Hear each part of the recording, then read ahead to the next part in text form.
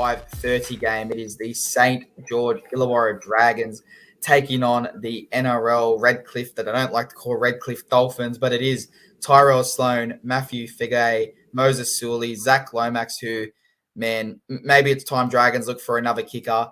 Mikael Ravalaara, Jaden Sullivan, Ben Hunt, Francis Molo, Moses Mumbai, Blake Laurie, Ben Murdoch Masala, Jaden Sewer, Jack Bird, Jacob Little, Zane Musgrove, Toby Couchman, Josh Kerr, and the 18th man, Michael Molo. Now, he is apparently close. Jack DeBellin is apparently close. He hasn't made this game just in time, but it would not shock me if he does make it for next week's game. But it's a very similar, and I think it's almost an unchanged lineup from the side that went down dismally to the Sharks. So I guess this could go one of two ways. You lay down, you get beat up again, your coach is sacked in the morning, or is more pressures on him in the morning with all this turmoil going around, or do you expect this Dragon side to bounce back and go, hey, we got embarrassed, we got absolutely fucking played off the park, let's get a bit of redemption? How do you see this side playing this week? And then we'll jump into, obviously, the Dolphins.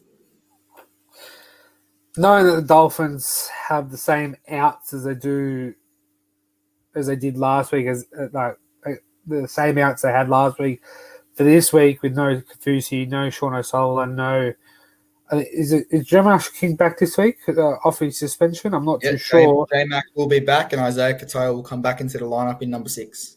Oh, well, this changes everything. And I was just about to say, lucky I didn't say it, because I was going to give the Dragons a sniff. I was going to give those fans a... You know what? Before I let you go on, obviously you were going to give the Dragons a sniff. We'll talk about this game in a sec. Talk to me about the Dolphins lineup, so at least you've got that on screen when you're talking about it.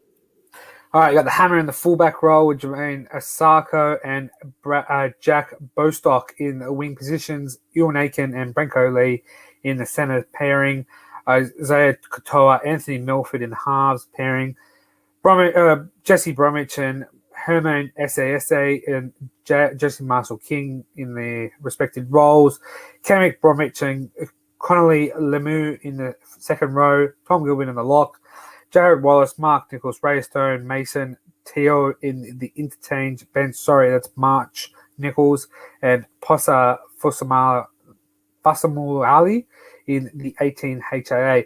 Now, I was just about to give Dragons a sniff, and I think I still do give them some glimmer of hope. Not as much as I was about to give them, but on a scale of 1 to 10, I give them a 3 out of 10 glimmer of hope there. I was just about to give them a 5, but Dragons, they need to turn up. Look, if all reports coming out of the Dragons playing roster is, we love Hook, we want Hook to stay, we want Hook to be our coach, why don't you get up and play for him? I know from talking from past experience, when the coach was on the line, the boys and myself always stood up and played for the coach that we wanted to keep.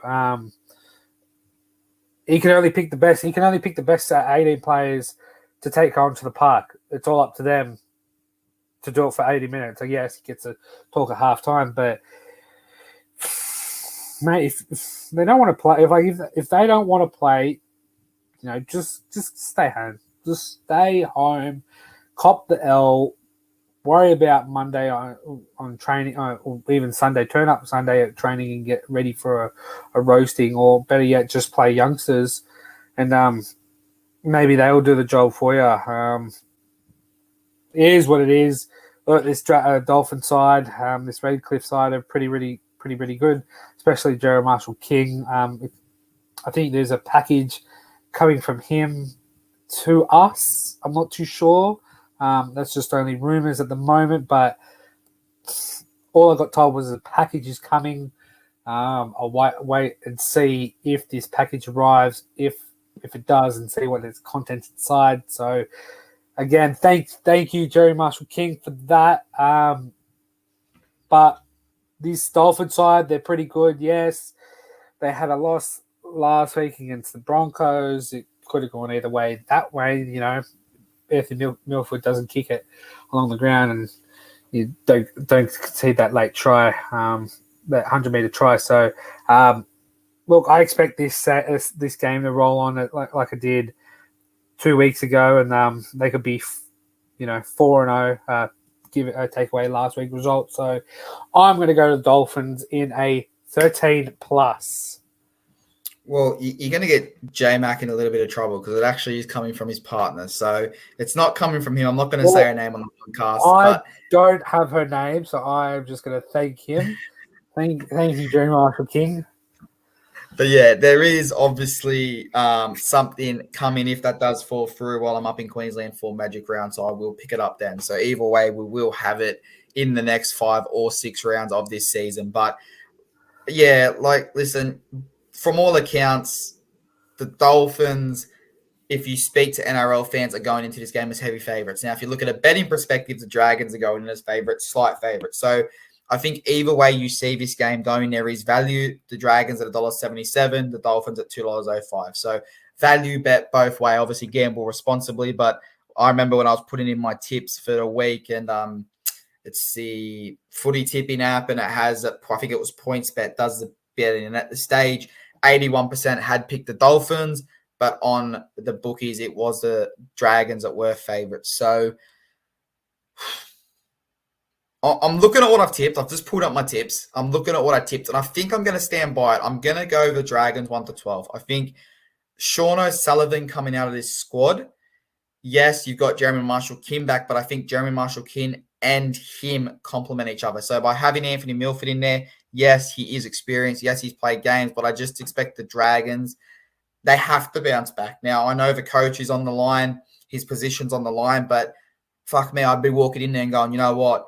His job's on the line if you guys lose this weekend, but so is yours, and yours. So I expect they copped an absolute earful, especially after losing that derby to the Sharks, and I do expect them to bounce back. So you've gone Dolphins 13 plus. I've gone Dragons in. I guess if you ask NRL fans, an upset, but the bookies are the favourites. But